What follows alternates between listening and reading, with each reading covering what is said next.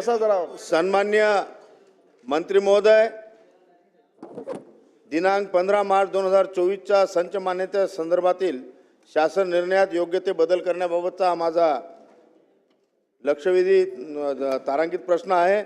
सन्मान्य सभापती महोदय, राज्यातील शाळांच्या संच मान्यता दिनांक 15 मार्च 2024 रोजी निर्गमित शासन निर्णयामुळे विद्यार्थी संख्या अभावी अनेक शाळा तुकड्या बंद पडतील व शेकडो शिक्षक अतिरिक्त होणार आहेत.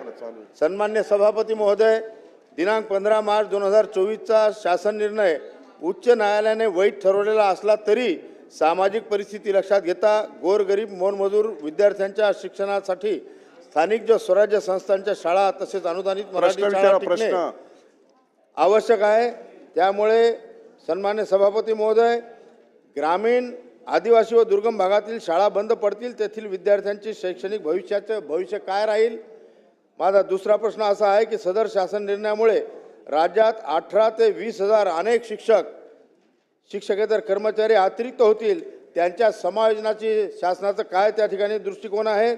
तसेच यामुळे विद्यार्थ्यांच्या शिक्षण हक्कावर प्रतिकूल परिणाम होणार आहे असल्याबाबत व शासन निर्णय रद्द करण्याबाबत शासनाकडे प्राप्त निवेदन जे आलेले आहेत त्या तक्रारींचा आढावा शासनाने घेतलेला आहे का शिक्षण विभागाने?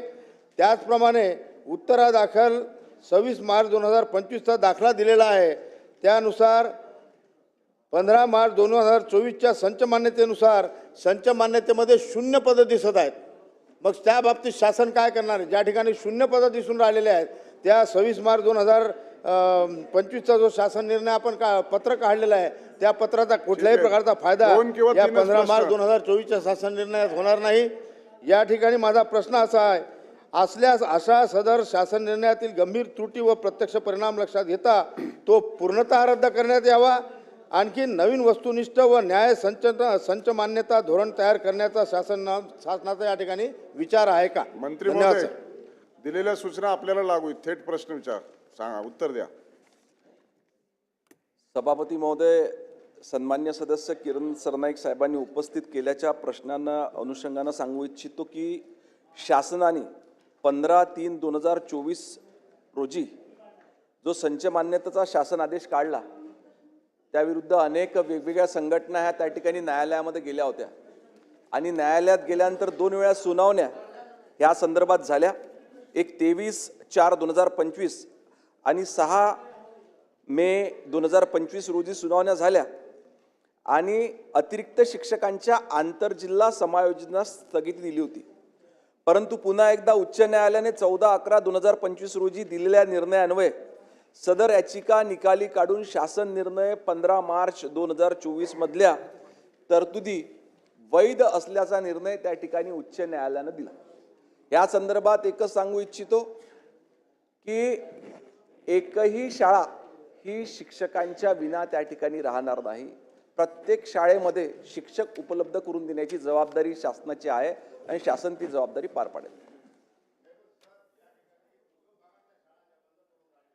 त्याबद्दल कुठे माझं म्हणणं आहे की याच्यापूर्वी शासनाने कोर्टाच्या अशा प्रकारचे अनेक निकाल आले त्या ठिकाणी आपले निर्णय मागे घेतलेले आहेत. आमचं म्हणणं आहे की या ठिकाणी आपण हा 15 मार्च 2024चा जो शासन निर्णय आहे तो निर्गमित केलेला आहे तो मागे घेण्यात यावा. आणखीन अन्य त्या ठिकाणी नवीन आणखीन वस्तुनिष्ठ व न्याय संचना मान्य देणारा धोरण आपण निश्चित करावं आणि त्या दृष्टिकोनातून आपण काळजी घ्यावी. मंत्री महोदय. सरनाईक साहेब, आधीच्या काळामध्ये दुर्गम भाग, डोंगराळ भाग अशी परिस्थिती होती. परंतु जेव्हापासून 2014 पासून देशाचे पंतप्रधान सन्मान्य नरेंद्र मोदी साहेब ह्या ठिकाणी पंतप्रधान म्हणून झाले आणि राज्यामध्ये मुख्यमंत्री देवेंद्र फडणवीस साहेब झाले, अनेक विकासाचे कामं आपण वेगवेगळ्या भागामध्ये त्या ठिकाणी केले. जो दुर्गम भाग होता, डोंगराळ भाग होता, त्या ठिकाणी देखील चांगल्या सुविधा आपण इतर इन्फ्रास्ट्रक्चरच्या केल्याच. त्याच पद्धतीनं आपण शालेय शिक्षण विभागाच्या वतीने देखील तिथल्या शाळा चांगल्या पद्धतीने उपलब्ध करून दिलेल्या आहे. त्यामुळे आता तसा फरक राहिलेला नाही की दुर्गम, डोंगराळ भाग, ग्रामीण भाग, शहरी भाग असा न होता त्या ठिकाणी ज्या ज्या ठिकाणी विद्यार्थी उपलब्ध आहेत त्या त्या ठिकाणी शिक्षक उपलब्ध करून देण्याची जबाबदारी शासनाची आहे आणि निश्चितपणे त्या ठिकाणी शिक्षक राहतील. प्रश्न क्रमांक 2 5007 प्रज्ञा सातव. प्रज्ञा सातव बोला. प्रश्न क्रमांक 2 5000